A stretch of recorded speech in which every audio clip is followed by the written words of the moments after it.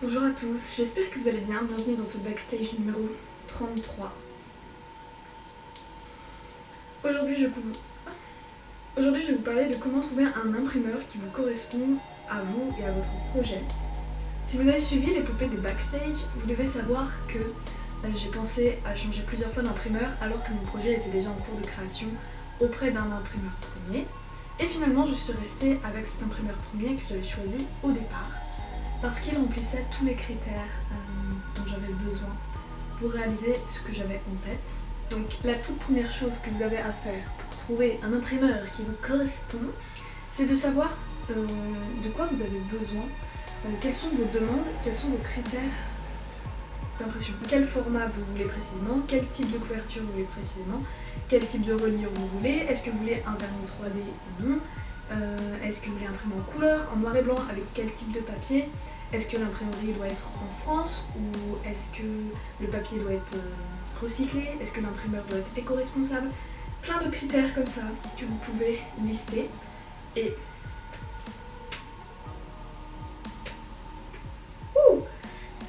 ceux qui vous correspondront, et bien vous les gardez.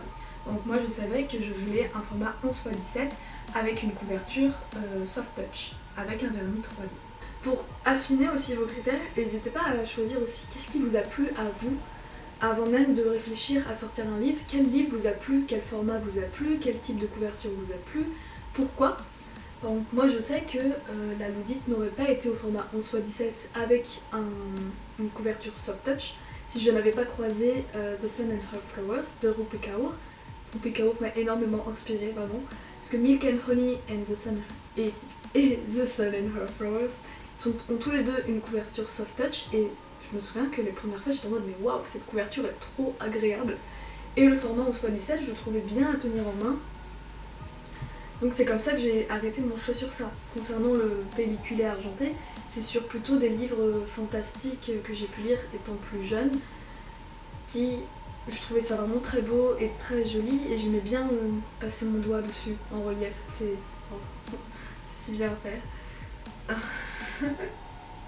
Vraiment c'est trop cool à faire. Et c'est comme ça que j'ai su que moi je voulais ça pour mon livre. Lorsque vous faites une recherche internet, vous avez tout concernant les imprimeurs pour l'auto-édition ou pour des autocollants ou des cartes de visite. Vous allez tomber sur plein de sites.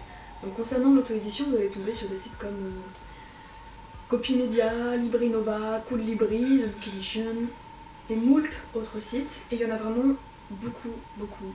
Moi ce que j'ai fait, c'est que je les ai tous pris un par un et j'ai regardé ce que chaque site proposait, puisque globalement ils proposent tous des choses différentes. Certains vont proposer des couvertures en tissu, d'autres vont plutôt proposer des vernis 3D. Donc si vous savez plus précisément quels critères il vous faut, ce sera plus simple de savoir du coup quel imprimeur vous correspond. Sur tous les sites, les avis sont positifs, vraiment. Et il n'y a pas un site qui est meilleur qu'un autre, c'est juste savoir quel site correspond le mieux à ce que vous avez en tête pour éplucher tous ces sites et parvenir à trouver un site qui vous convient. Moi ce que j'ai fait, c'est que j'ai listé donc tous les critères dont j'avais besoin, donc vous mettez des petites cases à cocher, et dès qu'un site, donc vous mettez le nom du site, remplit cette case là, vous cochez la case.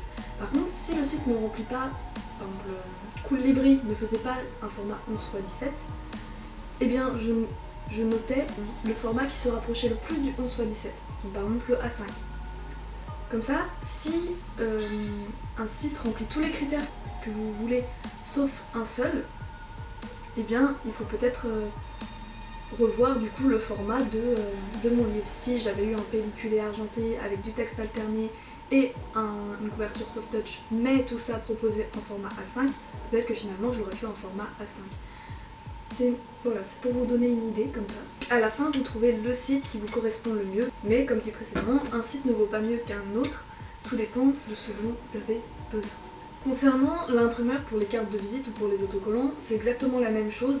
Vous listez les sites, vous listez vos critères, est-ce que vous voulez que ce soit un sticker pour des vitrines, est-ce qu'il doit être waterproof, enfin, ce genre de choses, vous voyez. Si vous ne faites pas de tableau et que vous partez complètement en free dance, en parcourant les sites, il n'y a pas de problème non plus, puisqu'en fait inconsciemment vous allez petit à petit resserrer quels sont vos critères. Et à force de voir des sites, vous verrez qu'est-ce qui vous attrait le plus, qu'est-ce qui vous séduit le plus.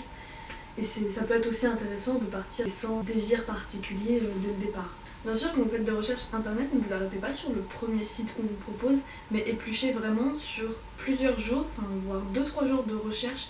Site pour mes cartes de visite, mo.com ou mo.com, je ne sais toujours pas comment ça se prononce. Il n'était pas référencé dès les premiers jours, c'est que plus tard que je l'ai découvert. J'ai compris aussi qu'il fallait varier les mots-clés que vous utilisez. Vous pouvez découvrir des sites qui ne vous seront pas apparus les premiers temps.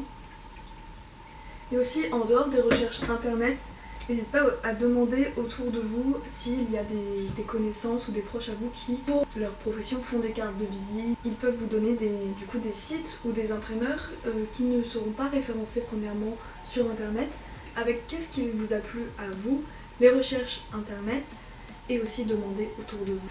Sur ce, je vous souhaite une très belle journée. Merci d'avoir regardé. N'hésitez pas à partager, commenter, liker.